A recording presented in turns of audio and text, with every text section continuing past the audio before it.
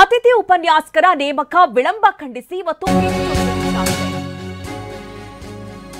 ಸಚಿವ doctor MC Sudhakar ನಿವಾಸಕ್ಕೆ ABVP ಮುತ್ತಿಗೆ ಹಾಕಿದೆ. ಉನ್ನತ ಶಿಕ್ಷಣ ಸಚಿವ ಸುಧಾಕರ್ ಮನೆ ಬಳಿ ದೊಡ್ಡ ಹೈಡ್ರಾಮವೇ ನಡೆದಿದೆ. ಬೆಂಗಳೂರಿನ ಸಂಜಯ್ ನಗರದಲ್ಲಿರುವಂತಹ ಸುಧಾಕರ್ ಅವರ ನಿವಾಸ. ಸುಧಾಕರ್ ಮನೆ ಮುಂದೆ ಪಾಠ ಮಾಡಿ ಎಬಿವಿಪಿ ಧರಣಿಯನ್ನು ನಡೆಸಿದೆ. ಫ್ರೀಡಂ ಪಾರ್ಕ್ನಲ್ಲಿ ಪ್ರತಿಭಟನೆಗೆ ಪೊಲೀಸರು ಸೂಚನೆಯನ್ನ ಕೊಟ್ಟಿದ್ದಾರೆ. ಎಬಿವಿಪಿ ಕಾರ್ಯಕರ್ತರನ್ನ ಸದ್ಯ ಪೊಲೀಸರು ವಶಕ್ಕೆ ಪಡೆದಿದ್ದಾರೆ. ನೋಡಿ, ಸಂಜಯ್ ನಗರದ ಸುಧಾಕರ್ ಅವರ ನಿವಾಸದ ಮುಂಭಾಗದ ದೃಶ್ಯಗಳನ್ನ ನೀವೀಗ ಗಮನಿಸ್ತಾ ಇದ್ದೀರಿ. ಎಬಿವಿಪಿ ಇವತ್ತು ಪ್ರತಿಭಟನೆಗೆ ಮುಂದಾಗಿತ್ತು.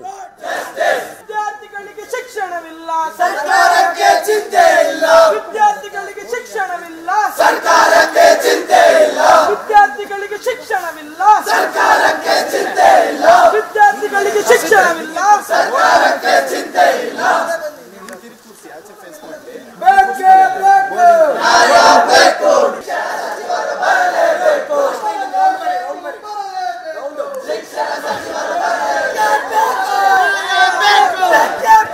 ನ್ಯಾಯ ಬೇಕು.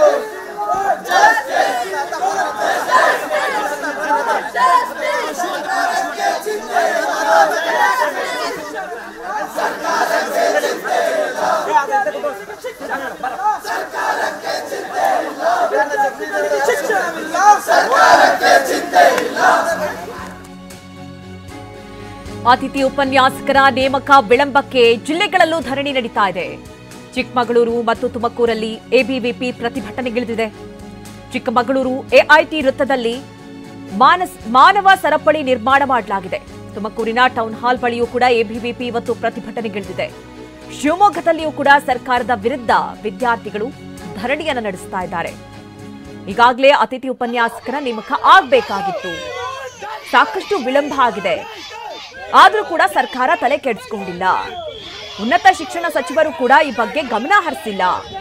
ಹೀಗಾಗಿ ಒಂದ್ ಕಡೆ ಇವತ್ತು ಬೆಂಗಳೂರಿನಲ್ಲಿ ಸಂಜಯ್ ನಗರದ ಸುಧಾಕರ್ ಅವರ ನಿವಾಸದ ಮುಂಭಾಗ ಎಬಿವಿಪಿ ಪ್ರತಿಭಟನೆ, ಜೊತೆಗೆ ಜಿಲ್ಲೆಯಲ್ಲೂ ಕೂಡ ಪ್ರತಿಭಟನೆ ನಡೆಸ್ತಾ ಇರೋದನ್ನ ನಾವು ಗಮನಿಸ್ತಾ ಇದ್ದೀವಿ.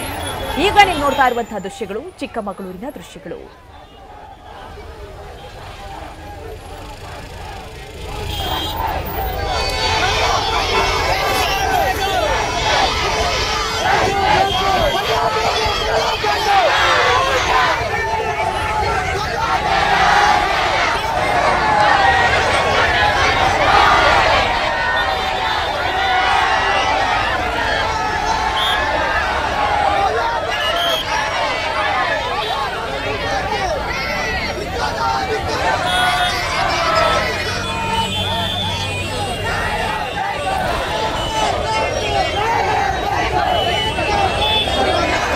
ಜಿಲ್ಲೆಯಾದ್ಯಂತ ತುಮಕೂರು, ಶಿವಮೊಗ್ಗ, ಚಿಕ್ಕಮಗಳೂರು ಸೇರಿದಂತೆ ಹಲವು ಕಡೆ ಇವತ್ತು ಎಬಿವಿಪಿ ವಿದ್ಯಾರ್ಥಿಗಳು ಪ್ರತಿಭಟನೆಗಿಳಿದಿದ್ರು. ಸರ್ಕಾರದ ವಿರುದ್ಧ ತಮ್ಮ ಆಕ್ರೋಶವನ್ನ ಹೊರಹಾಕಿದ್ರು. ಸಾಕಷ್ಟು ಕಡೆಗಳಲ್ಲಿ ಉಪನ್ಯಾಸಕರ ಕೊರತೆ ಇದೆ. ಹೀಗಾಗಿ ವಿದ್ಯಾರ್ಥಿಗಳ ಶೈಕ್ಷಣಿಕ ಕಾರ್ಯಕ್ಷಮತೆ ಕಡಿಮೆ ಆಗ್ತಾ ಇದೆ. ಹೀಗಾಗಿ ಶೈಕ್ಷಣಿಕವಾಗಿ ಬಹಳ ಕುಂಠಿತವಾಗ್ತಾ ಇದೆ. ಪರ್ಸೆಂಟೇಜ್ ವೈಸು ಕೂಡ ವಿದ್ಯಾರ್ಥಿಗಳು ತೆಗೆಯುವಂತಹ ಅಂಕಿ ಅಂಶದಲ್ಲೂ ಕೂಡ ಸಾಕಷ್ಟು ಪ್ರಮಾಣದಲ್ಲಿ ಇಳಿಕೆ ಆಗ್ತಾ ಇದೆ. ಇದೆಲ್ಲವೂ ಕೂಡ ಅತಿಥಿ ಉಪನ್ಯಾಸಕರಿಲ್ಲ. ಈ ಬಗ್ಗೆ ಸರ್ಕಾರ ಗಮನ ಹರಿಸ್ತಾ ಇಲ್ಲ. ಈಗಾಗಲೇ ಬೇಸಿಗೆ ರಜೆ ಮುಗಿಯುವಂತಹ ಸಂದರ್ಭದಲ್ಲೇ ಅತಿಥಿ ಉಪನ್ಯಾಸಕರನ್ನ ನೇಮಕ ಮಾಡಬೇಕಾಗಿತ್ತು. ಆದ್ರೆ ಇದುವರೆಗೂ ಕೂಡ ನೇಮಕವಾಗಿಲ್ಲ.